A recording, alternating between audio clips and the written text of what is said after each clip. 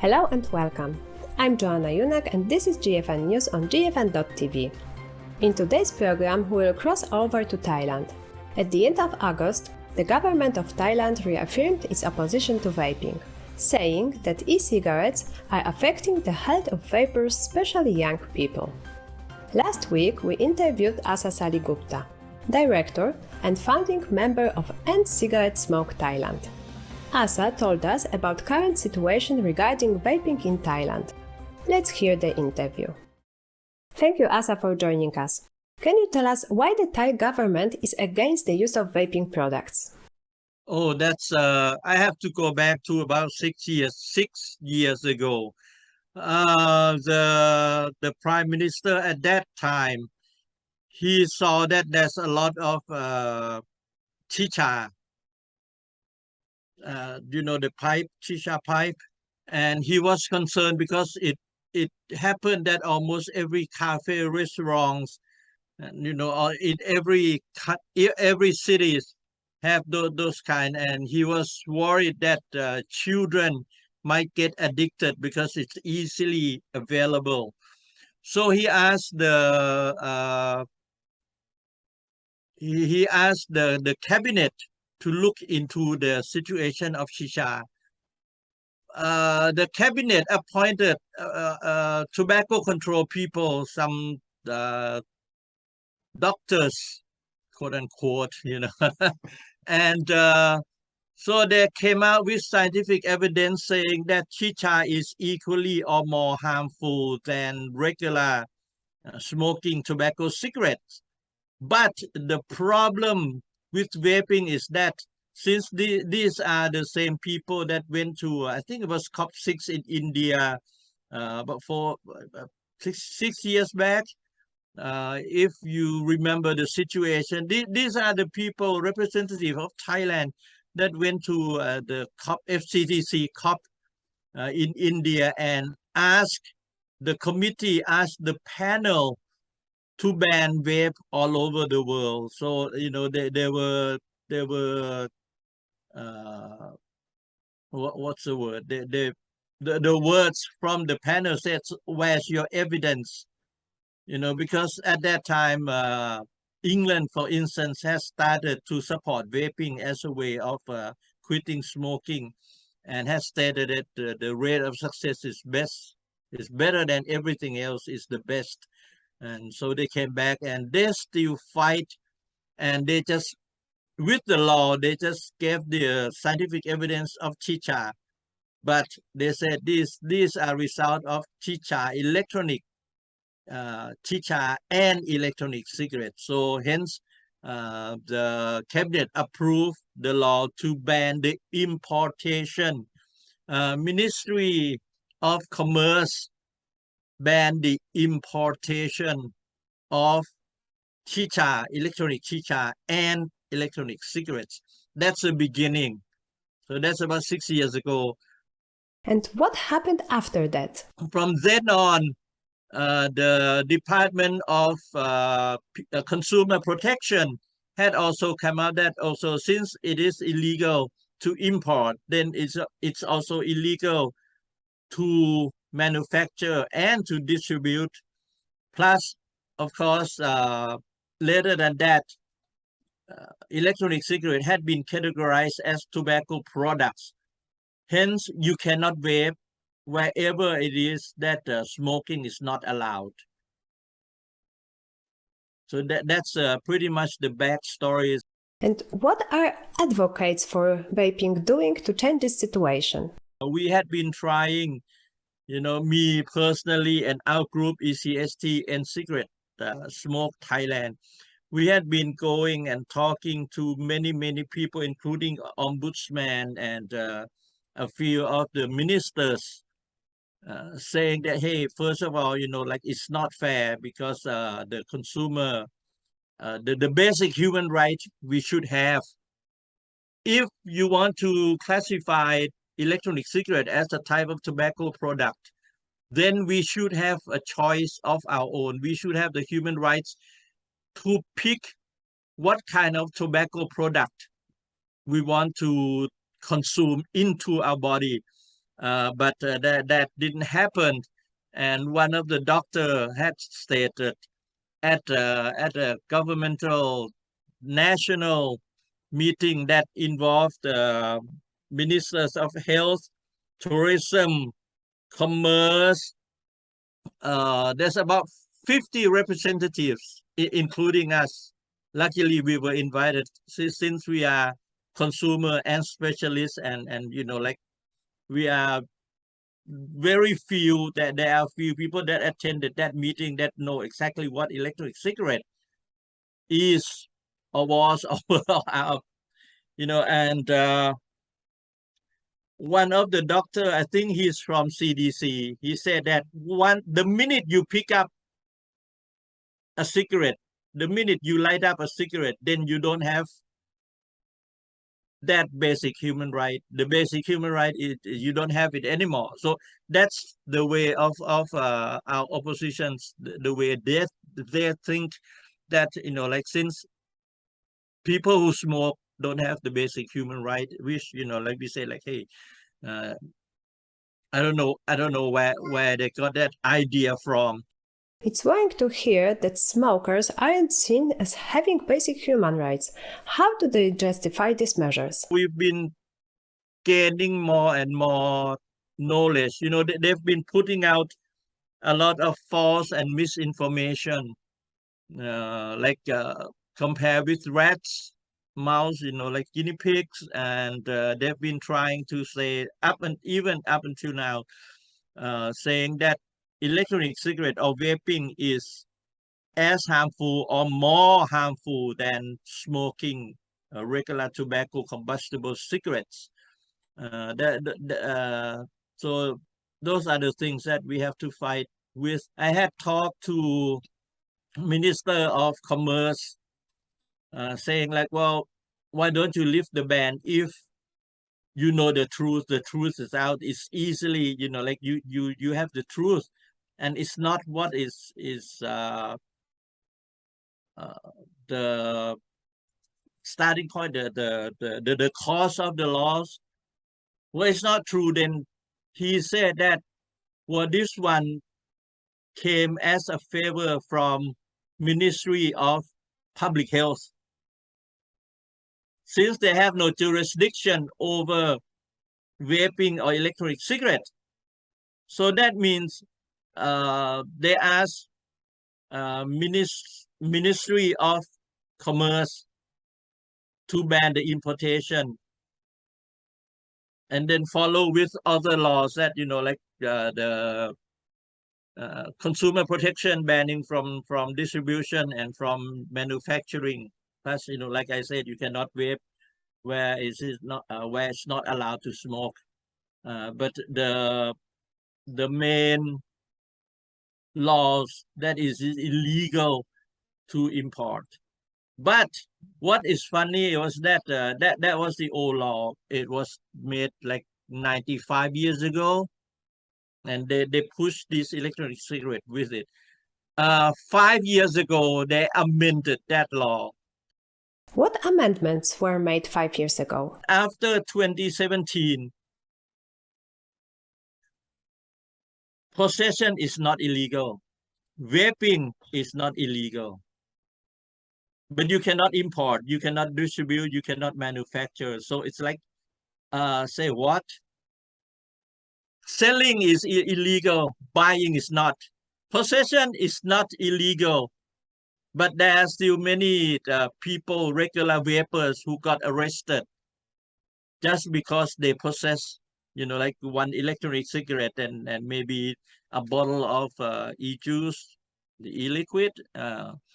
And so it also depends on the officers that, how he interpret the law. And lately I've been educating people, said, okay, let's leave the safety issue alone first. But what we don't agree with is the corruption, the bribe. Because in the end, last Thursday, I just had a meeting. I was at the parliament almost every Thursday. And last Thursday, there's a representative from the police headquarters. He's the head of consumer protection, and there's also the representative of the higher the district attorney's office.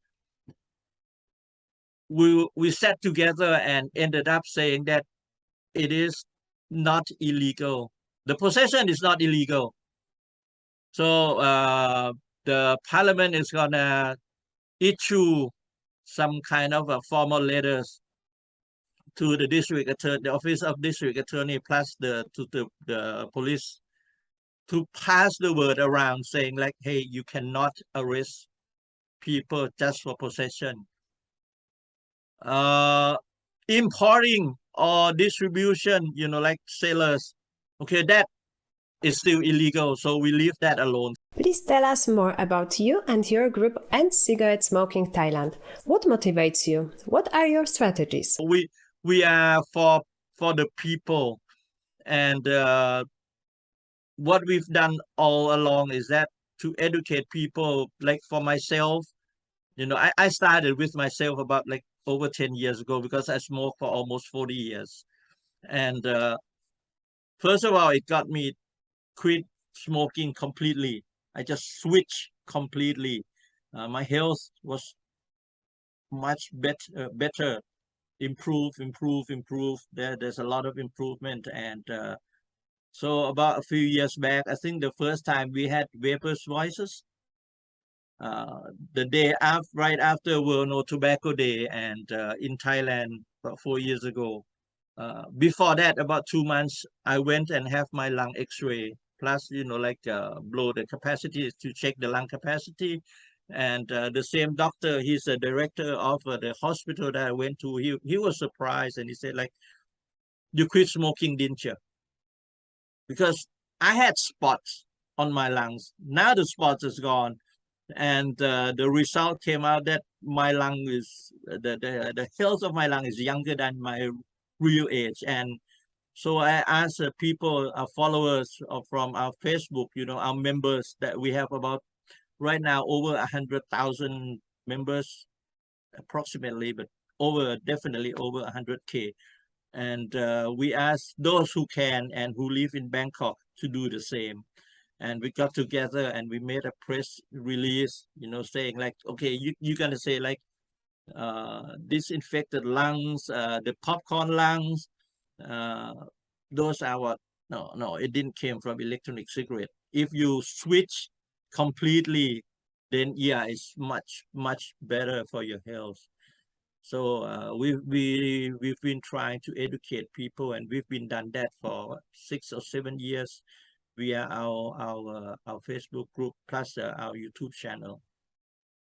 Why is the government of Thailand not supporting people to have better access to safer nicotine products, and thus taking away the chance to have a healthier society? One thing is that like you have to understand the way the people think here in LMICs. It's quite different from developed countries, and one of the things is that you have to trust the doctor, and these are the doctors that came out and said. And the government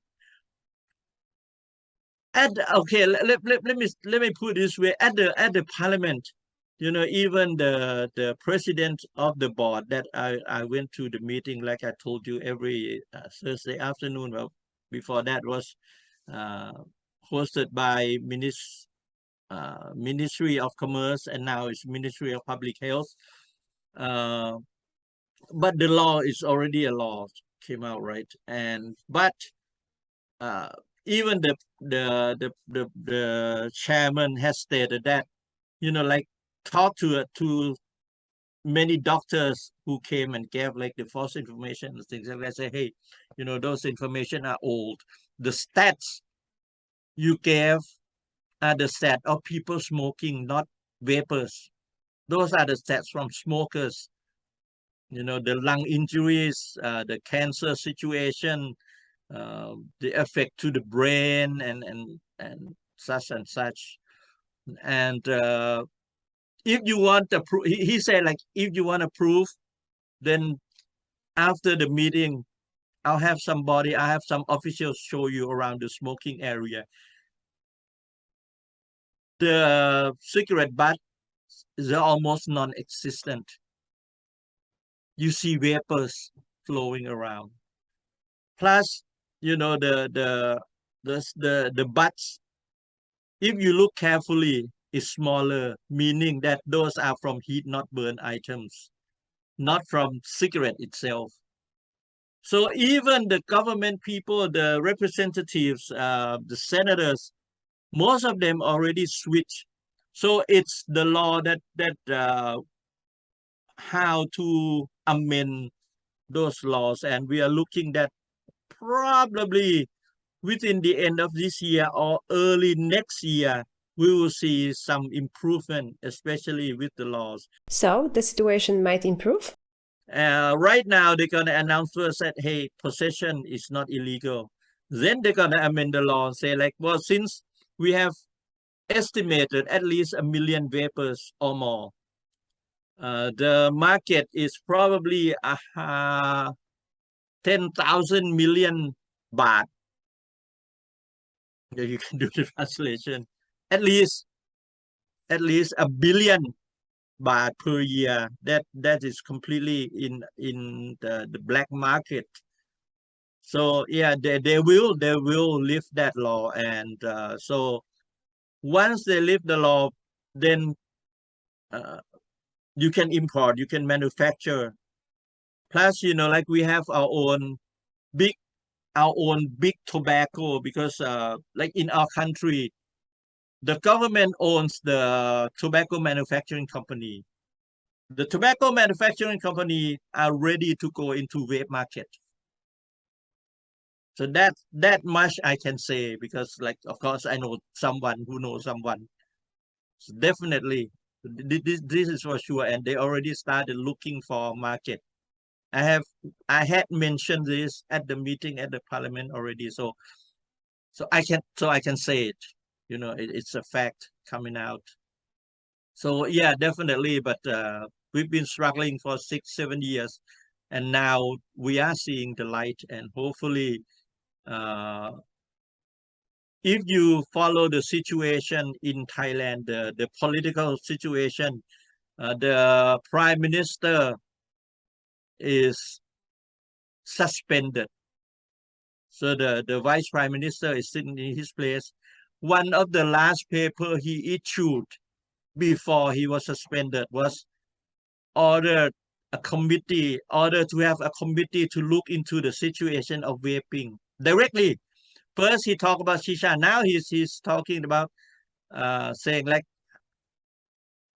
in short, is how to lift the ban, how to enable the importation, the manufacturing, the distribution, and for the people involved that he wrote down, that people who must be involved are like Ministry of Public Health, Commerce. I think of course, Public Health, Commerce, Consumer Protection, CDC, Tobacco Control, ECST, us. Plus, if possible, then, you know, like it also involved Ministry of Tourism, of Foreign Ministry, because of tourists coming in and got arrested and got those. So that was the order from our Prime Minister. So now the Vice Prime Minister is on board. What do you expect to happen next? I just received a call from the Office of Ombudsman this morning. They said that they are setting up a meeting inviting us, and there's going to be a tobacco control people, Minister of Commerce, the Minister of Public Health, will sit together, and they said that they have enough evidence to support us. So everything is coming together from all sides, from different directions. So we are looking like, yeah, the ban will be lifted. Next will be up to probably us again, like once they decided to lift the ban, how to regulate. Because we don't want like freely open market, of course. How to prevent children from entering, from vaping, from smoking. So it will be like a collaboration, working together. Because we always insist that, hey, like we never ask for the freely open market. We're not saying it's 100% safe, but it is safer and need to be regulated. Even the WHO has stated that, like the best advice is to regulate it. Or some countries can completely ban it, but beware of the black market. And you have to have really strong, not regulation, I can't remember the word, but you have to have a strong laws to fight against all those black market, and it's going to be much more difficult to control, because it's right now children can say like, well, it's illegal. So you are 70 years old or you are 12 years old, it doesn't matter, it's the same. At the end, I would like to ask you about youth vaping and the black market. Is vaping among young people a problem in Thailand? Yep, definitely. You have to know the instinct, the characteristic of young people. Whatever is banned is challenging. Whatever is challenging, they want to try. Like in the States, you can see the trend drop down. The trend, of course, we admit the worldwide, the global trend rose up when one particular product has made like the advertisement that are quote unquote youth or younger or the new generations, they're more appealing to youth. And now, young people say like, okay, I try it. So, like move on to something else. Like right now we are big on Blackpink and whatever Korean pop culture, and they just went to something else. But youth are youth, children are children. They want to try. But like if it's illegal, it's more challenging, and there's no way to control it. So it's like, who wants to sell? Well, it's illegal for me to sell to 60 years old, or it's also illegal for me to sell to 12 years old. So I'm gonna sell to everyone because I want to make money. I'm talking about like if I'm a distributor, which of course I'm not. But the distributor will think that and say like, hey, well, that's no laws. I'm gonna get, if I get arrested, I'm gonna get arrested. There's not gonna be any issues between whether it's youth, it's minor, it's the younger people, it's for the older people, it's for people who quit smoking, or it's the people who just want to try for fun, for trendy look. Like, hey, it's cool to vape. They don't care. But if the laws and if the regulation is there, then like, okay, maybe you must have like a driver's license. You need driver's license. You need to be certain age to be able to drive. And the shop might have to be like pharmacy. We might have to set up some kind. These are a rough idea.